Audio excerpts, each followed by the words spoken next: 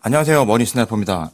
오늘 영상은 지금 국제금융시장의 문제점은 무엇인가, 그리고 우리가 살펴야 할 중요한 지표가 무엇인지에 대해서 이야기해보려 합니다. 지난번 영상에서는 중국에서 양해가 있었고 그 양해 기간 중에 여러 내용들이 미국이 원하는 내용을 담았다. 그리고 그 답변을 트럼프로부터 시진핑은 원하고 있다라는 내용의 영상을 소개를 해드렸습니다.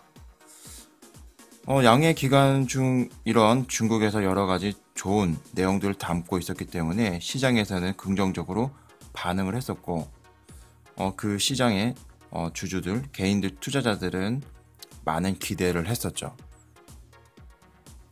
그러나 지난 금요일 미국에서는 큰 폭의 조정이 있었고 전 세계 시장도 또 한 번 공포 분위기에 휩싸이기 시작했습니다.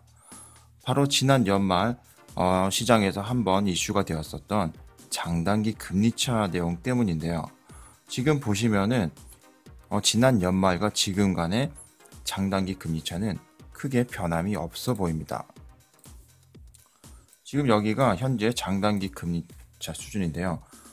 지난번에 제가 자세히 한번 설명을 드리긴 했지만 지금 장단기 금리 현상 보시게 되면은 크게 변함이 없어 보이긴 합니다. 하지만 지난주 목요일부터 해서 장단기 금리차가 박스권을 살짝 이탈하는 흐름을 보이면서 또 한번 시장은 공포 분위기를 이어갔었죠.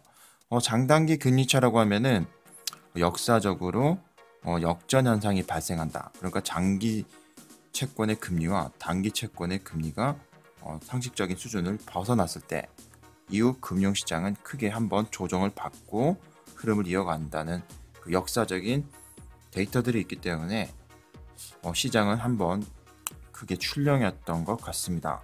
이런 해석들을 많이 내놓고 있죠. 관련된 내용은 제가 따로 준비한 영상이 있으니까 지금 이 영상에 제가 링크를 걸어 놓도록 하겠습니다. 장단기 금리차 잘 모르시는 분들은 다시 한 번 더 영상 한번 공부하시고 내용 이어나가신다고 하시면은 전반적인 경기 흐름, 주식 투자하시는데 참고가 되실 것 같으니까 한번 참고해서 보시면 될 것 같습니다. 그런데 이후 양해가 끝나고 나서 지금 현재 무역 전쟁이 아직까지는 끝나진 않았죠. 현재 휴전 상태에 있는데 양해 이후 뉴스는, 시장의 뉴스는 긍정적이지 못합니다. 실망감을 안겨줄 만한 내용들을 담고 있는데요. 첫 번째는 바로 트럼프가 역시 당장에는 완벽한 딜을 할 의사가 없다라는 뉴스가 계속적으로 나오고 있습니다. 역시나 문우신도 3월 이내에는 어떠한 트럼프와 시진핑의 정상회담은 갖지 않을 것이다 라면서 선을 그어놓는 그런 흐름이었죠. 그런데 역시나 이제 트럼프라고 하는 이야기는 제가 왜 이렇게 설명을 드리냐면은 트럼프는 이렇게 얘기를 했습니다. 트럼프는 중국으로부터 관세를 철회하려면은 더 많은 미국의 제품들을 중국이 수입을 해줘야 된다라고 말을 했다라는 뉴스가 나왔죠. 역시나 트럼프는 장사꾼이다, 이런 생각을 가질 수 있는 대목입니다. 전반적인 뉴스 내용을 봤을 때는 이렇게 해석해 볼 수가 있습니다. 미국과 중국 간의 1차적인 접점을 찾았다. 그리고 중국은 미국에게 많은 것을 양보한 그런 표면적인 흐름을 보여주고 있고요. 그리고 미국도 일정 부분 그런 중국의 제안을 받는 분위기죠. 그런데 미국 입장에서는 여지를 남겨뒀습니다. 아직 중국이 더 많은 것을 우리 미국에게 무언가를 해달라는 여지를 남겨뒀죠. 그런데 거기에는 이유가 있습니다. 오늘 지금부터 설명을 드린 내용이 그런 내용이기 때문에 설명 들어보시고 내용 파악하신 다음에 시장에 대한 반응 준비하시면 될 것 같네요. 먼저 3월 20일 연준에서는 금리 동결과 함께 자산 축소 종료 발표를 하면서 비둘기 신호로 해석을 했습니다. 그러면서 올해 앞으로는 이제는 미국에서 더 이상의 금리 인상이 없을 것 같은 그런 뉘앙스의 뉴스를 내보냈죠. 그리고 지금 현재 연준에서 가지고 있는 소망, 그래서 연준에서 자산을 축소하는, 자산 보유 비중을 축소하는 흐름에서 더 이상 이 흐름을, 스탠스를 조금 늦추겠다라는 신호를 내보냈습니다. 그래서 이러한 뉴스 자체가 시그널을 비둘기 시그널이다, 이렇게 시장은 앞다투어 내보냈고 증시는 바로 화답을 보였죠. 하지만 이 연준 내용, 앨런이 발표했던 파월이 발표했던 내용들을 잘 살펴보면은 그 중에서 찝찝한 부분이 하나 있습니다. 바로 뭐냐면은 Growth has slowed in some foreign economies, notably in Europe and China. 즉 유럽과 중국의 경기 둔화로 인해서 전 세계 경제 성장률 자체가 그 속도가 늦춰졌고 둔화되었다라는 이야기입니다. 그러면은 이 내용들 보면서 우리가 항상 알고 있었고 항상 우려했었던 내용이 미 연준을 입을 통해서 파월의 입을 통해서 나온 것인데요. 한번 살펴보면은 직관적으로 느낌이 딱 오십니다. 바로 지금 현재 유럽 상황을 보면은 프랑스 노란조끼 시위 지금 현재까지도 지속적으로 이어나가고 있죠. 그래서 유럽 같은 경우는 지금 영국은 브렉시트로 문제가 되고 있고 아직 결론 못 내고 있죠. 브렉시트. 그리고 유럽 같은 경우 유럽 본토는 이런저런 프랑스를 중심으로 하는 이런저런 지금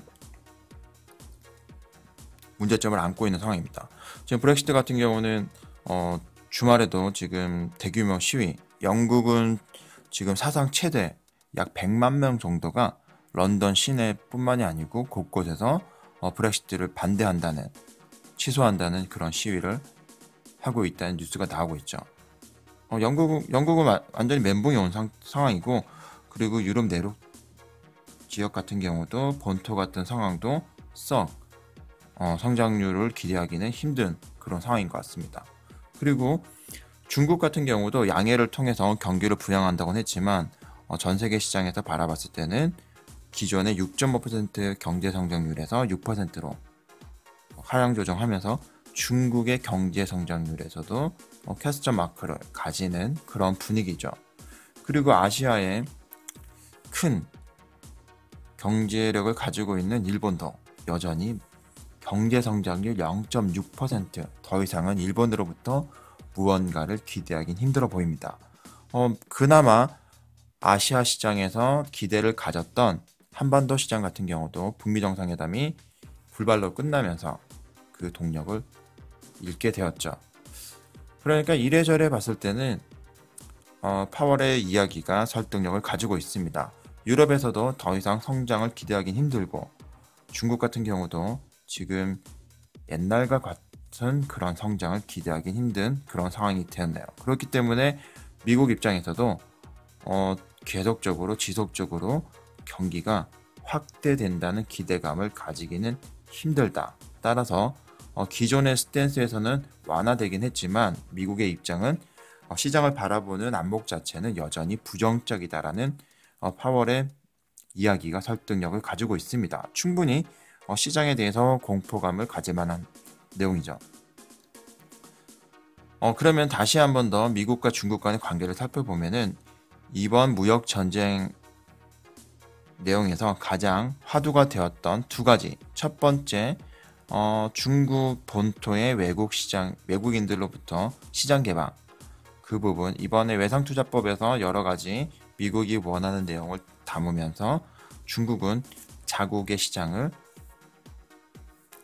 좀 더 적극적으로 외국인들에게 개방을 하겠다라는 의사를 내비쳤죠.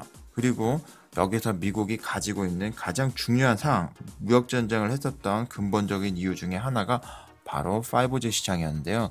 이 5G 시장에 있어서도 화웨이나 ZTE 같은 중국의 기업들을 견제를 하면서 그리고 우방국들로 통해서 화웨이 제품을 사용을 금지하거나 아니면은 그 비중을 축소하는 등 경각심을 일깨우면서 미국이 우위를 점하는 그런 성공을 가져가는 그런 무역전쟁 1차전이었습니다. 그런데 이제 이막 앞선 지난번 영상에서도 제가 간단히 소개를 해드렸지만 이제는 그 무역전쟁이 이막이 올라가고 있는데요. 바로 글로벌 군사전선에서의 재정비입니다. 지금 보시면은 기사들이 이제는 군사에 대한 부분, 그리고 중동 지역에 관한 부분, 나토에 대한 부분, 이런 뉴스들이 앞으로는 언론지상에 계속적으로 나올 거예요. 왜냐면은 중국과 미국 간의 경제적인 부분, 기술적인 부분은 어느 정도 합의를 봤다고 하면은 앞으로는 패권을 가지기 위한 가장 중요한 부분이 바로 화폐와 군사인데, 화폐 관련된 부분은 역사적으로 뉴스에서 공개적으로 언급한 적은 거의 없습니다. 그리고 공개적으로 합의를 보기에도 굉장히 애매한 부분이죠. 왜냐하면은 통화는 자율시장에 맡겨져 있는데 공개적으로 이런 부분을 합의를 본다는 것 자체가 자율시장 경제에 위반이 되기 때문에 대놓고 이야기를 하지 못합니다. 그리고 그에 반해서 군사력과 관련된 부분은 군사력을 지배를 했을 때 세계 패권국가로서의 지위를 유지할 수 있다는 것은 명백한 사실이기 때문에 이 군사전선에 대한 재정비가 미국 입장에서는 이제 앞으로 가지고 있는 굉장히 중요한 안건이라고 볼 수가 있죠. 그런데 뉴스에서 보시는 것처럼 중국과의 군사력, 결국은 러시아와의 행동이라고 볼 수가 있습니다. 그러니까 이전 과거에서도 제가 계속적으로 말씀을 드렸던 게 중국의 군사력이 지금처럼 확장이 되고 거대해진 이면에는 러시아의 신무기 그리고 신기술 이전이 있었기 때문이라고 제가 말씀을 드렸는데, 그렇기 때문에 앞으로 미국은 중국과 함께 러시아를 견제할 가능성이 굉장히 높아졌죠. 그러면서 역시나 무역전쟁이 끝나고 무역전쟁에 대한 이런 종결을 암시하는 내용, 그리고 양해가 끝난 이후에 뉴스에서는 나옵니다. 태평양 지역에서 이제 미국이 새로운 군사 그런 계획들을 계획하고 있다, 이렇게 나오고 있죠. 그러면서 나토에게도 압박을 가합니다. 러시아나 중국에 대해서도 견제를 해야 된다, 이런 식의 트럼프가 이야기를 하기 시작하죠. 보시면은 나토에서는 여기에서 화답을 했는데요. 러시아가 크림반도에서 물러나야 된다는 이야기를 나토 회장이 직접적으로 공식적으로 이야기를 하기 시작합니다. 그러면서 유럽 입장에서도 미국의 입장을 대변해서 이야기를 할 수밖에 없는 이유가 지금 현재 나토 회원국이 아닌, 러시아는 나토 회원국이 아니죠. 그런데 주변 국가들이 러시아로부터 동유럽 국가들이, 터키라든지 이런 국가들이 러시아 무기를 적극적으로 수입을 생각하고 있습니다. 그리고 계획을 하고 있기 때문에 유럽국 입장에서는 굉장히 난감한 상황이죠. 제가 러시아가 가지고 있는 군사무기, 군사무기가 지금 현재 미국을 앞질렀다라는 이야기를 해드렸고, 미국 입장에서는 러시아가 가지고 있는 이 극초음속 미사일에 대해서 굉장한 경계심을 가지고 있다라고 제가 여러 차례 설명을 드렸습니다. 그런데 이번 양해가 무역전쟁 일막이 끝나면서 이러한 이제 군사적인 재정비, 전 세계가 미국과 과거 미국과 소련의 양국 간에 있었던 그 팽팽했던 그 군사의 힘이 지금 다시 재현되려고 하는 그런 상황에 놓여 있습니다. 그런데 조금 달라졌던 내용은 과거 미국과 소련이었다고 하면 이제는 미국과 러시아 그리고 중국, 이런 양국 간 제3국, 이 세 개의 국가가 대립이 된다고 볼 수가 있겠죠. 그러면서 미국 입장에서도 또 하나 내놓은 뉴스가 있는데요. 바로 9월 타이완과 미국의 고위급 회담을 발표를 했습니다. 이 내용은 이제 중국 입장에서는 굉장히 기분 안 좋은 내용이죠. 타이완 같은 경우는 원 차이나라는 이름 하나로 타이완을 지금 현재 중국 본토로 이제 않으려고 하는 상황인데, 지금 타이완은 그런 부분 흐름에 반발이 굉장히 심하고, 그 반발에 힘을 실어주는 게 지금 미국의 상황이 되어 있는 상황입니다. 그러니까 미국과 중국 간에도 무역전쟁이 팽배한 무역전쟁 상황에서도 지속적으로 미국은 군사적인 부분, 군사력적인 부분에서는 중국을 자극하고 있고 경계를 하고 있는 부분이 여실히 드러나고 있는 상황이라고 볼 수가 있죠. 조금 더 직접적으로 얘기를 하면은 무역전쟁 일막은 끝이 났지만 최종적으로 막을 내린 것은 아니다. 긴장감이 아직도 살아있다고 볼 수가 있겠습니다. 그런데 미국 입장에서는 그리고 남미 쪽에서는 좀 좋은 소식이 나왔는데요. 바로 보우나소랑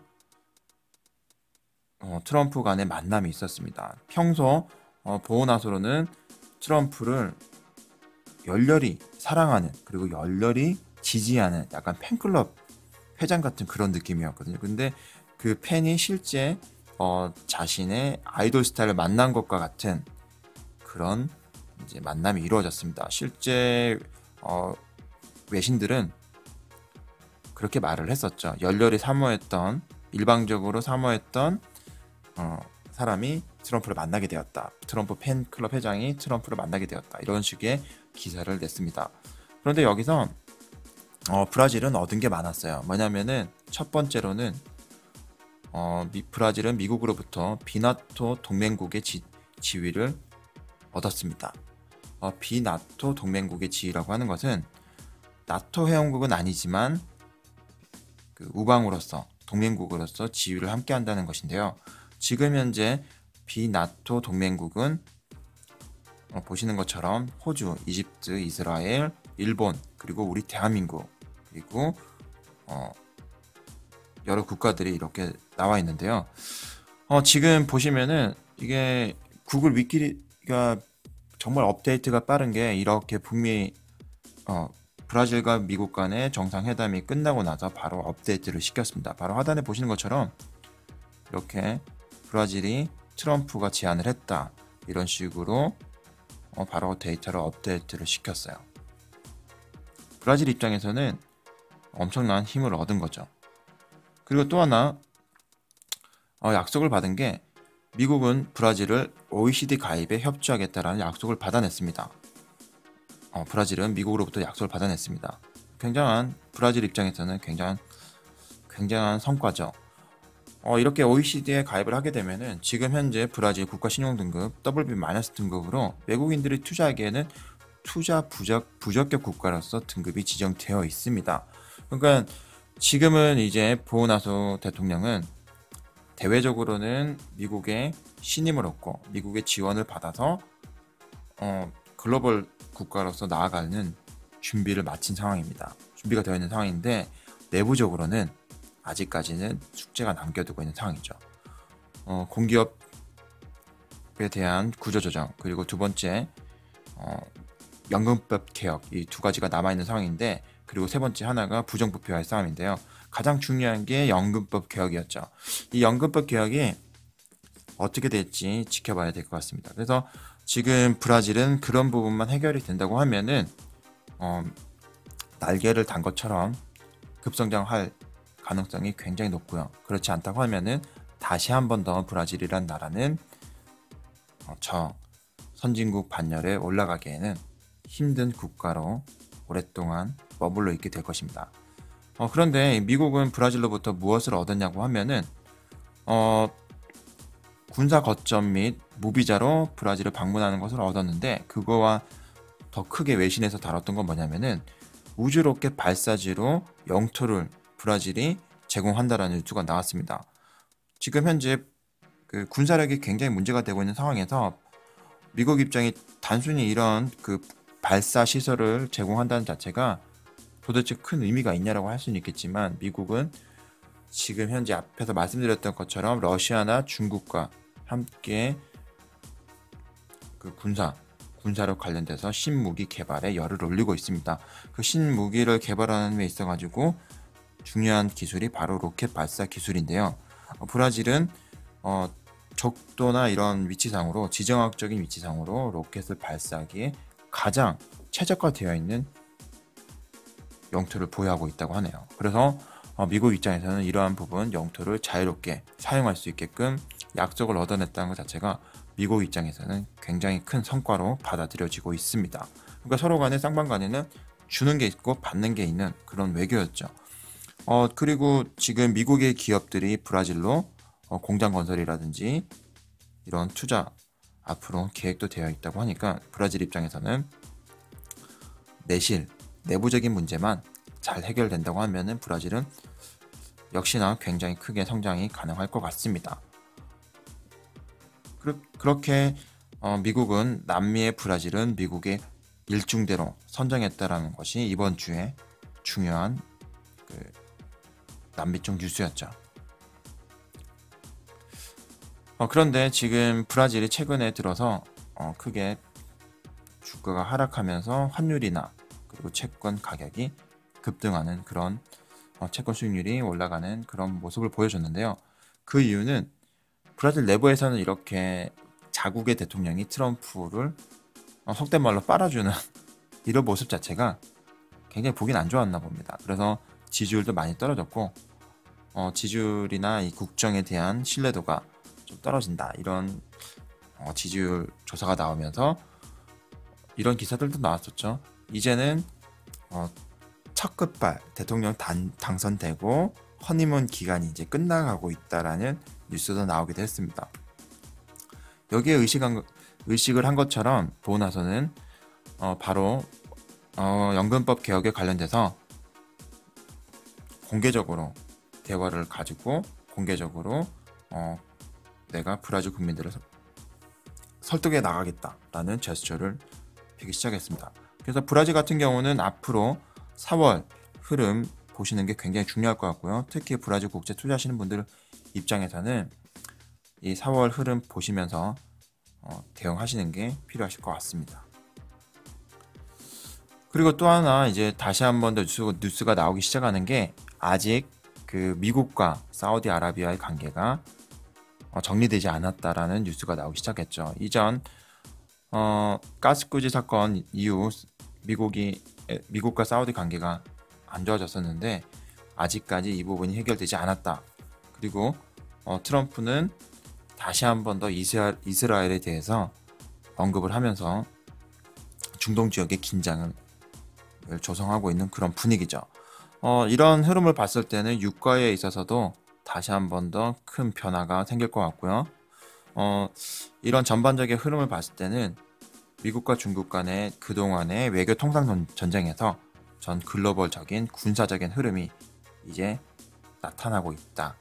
그리고 이런 군사력의 재편이 앞으로 끝났을 때 다시 한 번 더 방향을 할 수 있을 것 같다. 이 방향이라는 것은 주가, 즉 경제라고 볼 수가 있겠죠.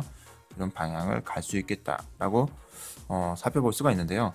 그러면은 제가 지금까지 설명을 안 드렸던 거, 언급을 안 드렸던 지표 중에 하나가 바로 이 두 가지인데요. 발틱 운임 지수와 필라델피아 반도체 지수입니다.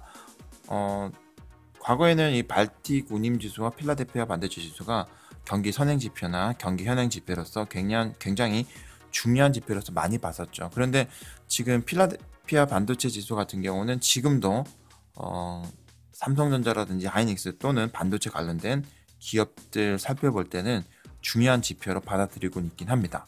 그런데 이 두 개의 지표에 대해서 오늘 설명드리는 이유는 과거 이 조선업이라든지 선박 그리고 제조업 관련돼서는 저희가 경기 전망을 예측할 때 이 발틱 운임 지수를 선행 지표로서 항상 봤었죠. 그리고 지금도 물론 무시할 수 없는 지표이긴 합니다.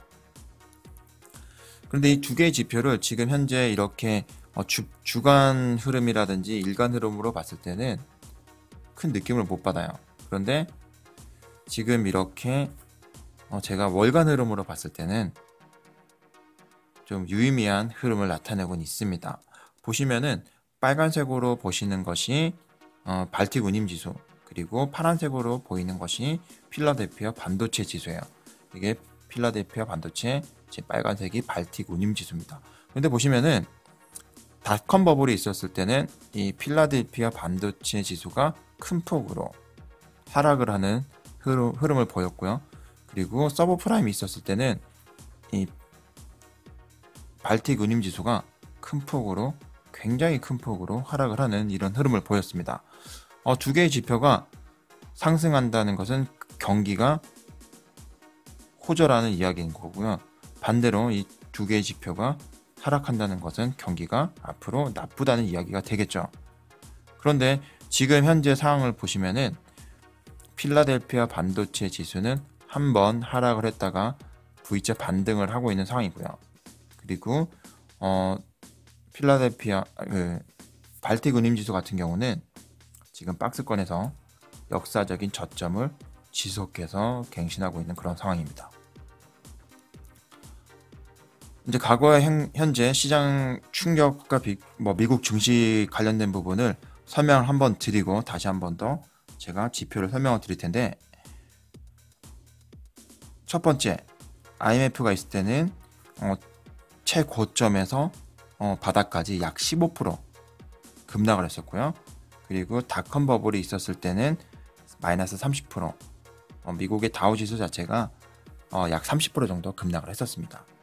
그리고 서브프라임이 있었을 때는 무려 50%나 급락을 했었죠.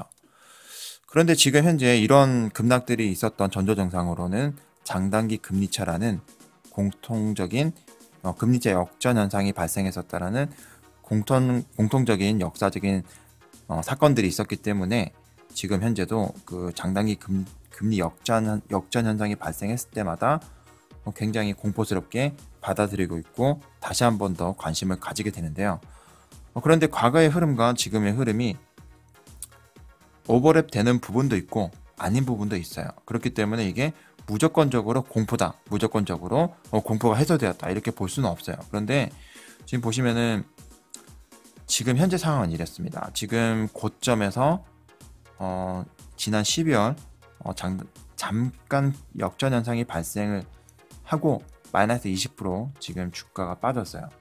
다우지수가 주가가 고점 대비 약 한 20% 정도가 빠졌습니다. 그러면은 지금 현재 봤을 때는 이게 큰 폭으로 하락이라고 하면은 하락이고, 아직까지 더 조정이 되어야 된다고 생각하는 사람들 입장에서는 아직 더 조정이 되어야 된다고 볼 수도 있는 상황이죠. 그냥 그래프만 봤을 때는 전혀 더 빠져도 이상하지 않는 그런 상황입니다. 그러면 조금 더 구체적으로 들어가 보도록 할게요. 앞에서 설명드렸던 이제 발틱 운임지수와 필라델피아 반도체 지수랑 함께 보도록 할게요. 그러면은 앞에서 설명드렸던 것처럼 닷컴 버블이 있었을 때는 필라델피아 반도체 지수가 급락을 했었고, 그리고 서브프라임이 있었을 때는 발틱 운임지수가 급락을 했었습니다.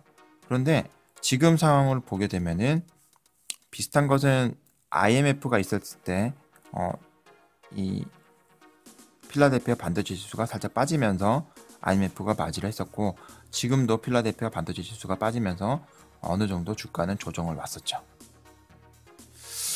그래서 이런 전반적인 상황을 봤을 때는 지금 현재 무조건적으로 주가 시장이 폭락이 온다, 아니면은 이제 조정이 끝났다라고는 섣불리 이야기는 힘든 것 같습니다. 그래서 제가 나름대로 정리를 했을 때는 앞으로 말씀을 드리는 조건들이 해소가 되면은 글로벌 증시는 다시 한 번 더 우상향을 지속적으로 할 수 있는 동력을 얻을 것 같은데요. 그게 바로 새로운 성장 동력이라고 할 수 있겠죠. 그래서 지금 현재 시장은 5G 시장에 주목을 하고 있고, 이 5G 시장이 어느 정도 시장의 수요를 형성하려고 했을 때는 전제 조건이 되어야 되는 부분이 있습니다. 미국에서 원하는 게 바로 중국의 시장이죠. 중국 시장이 글로벌 증시가 크게 도약을 하려면, 반대로 얘기했을 때 미국의 경기가 다시 한 번 더 크게 도약을 하려면은 중국의 내수 시장이 어느 정도 받쳐줘야 되고, 중국에서 막대한 자금을 소화해내줘야 된다. 그리고 어느 정도 중국의 과거라는 건 다르게 미국 혼자서는 지금 글로벌 시장을 감당할 수가 없다. 그렇기 때문에 중국이 활약을 해줘야 된다는 입장인데요. 근데 이게 중국이 언제까지 이게 지속적으로 중국이 계속적으로 그 활약을 했을 때는 미국 입장에서는 부담감이 되겠죠. 왜냐하면 지원의 입지를 지켜야 되는데 미국이 중국이 지속적으로 강세를 나타내게 되면은 미국의 지원의 입지가 흔들리기 때문에 어느 제한된 기간을 두고 있습니다. 바로 브라질과 인도가 중국을 대신하는 그런 역할을 할 때까지 중국이 받쳐주길 원하고 있습니다. 그래서 브라질의 경제와 인도의 경제가 다시 한 번 더 미국과 친미의 성향을 가지면서 달려준다고 했을 때 미국은 적극적으로 시장에 돈을 풀 것이고, 그리고 미국을 중심으로 다시 한 번 더 전 세계 주식시장은 우상향을 그릴 수 있을 겁니다. 그런데 여기에 하나 더 전제 조건이 충족이 되어야 되는 부분이 있는데요. 앞에서 보여드렸던 사진 속의 주인공입니다. 바로 미국과 러시아와의 군사 관계가 정리가 되어야 됩니다. 지금 현재로서는 중국이 러시아에게 군사기술 자체가 밀리고 있는 상황이고, 이런 흐름상에서 미국의 무기 수출에 지금 빨간불이 켜지기 시작했죠. 이런 부분에서 지금 상황에서 푸틴과 트럼프가 관계 개선을 잘 하고 군사 관련된 부분을 다시 한 번 더 잘 매듭을 짓는다고 하면은 미국 입장에서는 시장에 배팅을 할 그런 필요 충분 조건이 다 채워진다고 볼 수가 있겠습니다. 그래서 앞으로는 저희가 관심 있게 봐야 될 부분이 브라질과 인도, 그리고 그와 함께 러시아와 미국과의 관계를 거의 실시간급으로 모니터링을 하셔야 될 거예요. 그러면서 미국에서 어떻게 지금 군사적인 움직임이 발생되는지, 그리고 러시아는 어떤 식으로 중국과 군사적인 관계를 가지면서 유럽에 영향력을 행사하는지, 이런 부분을 관심 있게 보셔야지 주식시장의 대응을 한국에서 나오는 뉴스보다는 보다 빠르게 대응을 하실 수가 있을 것 같습니다. 그래서 오늘 준비한 영상 여기까지고요. 영상이 도움이 되신다고 하면 좋아요, 그리고 새로운 소식을 받고자 하시면 구독을 부탁드리겠습니다. 머니스나이퍼였습니다.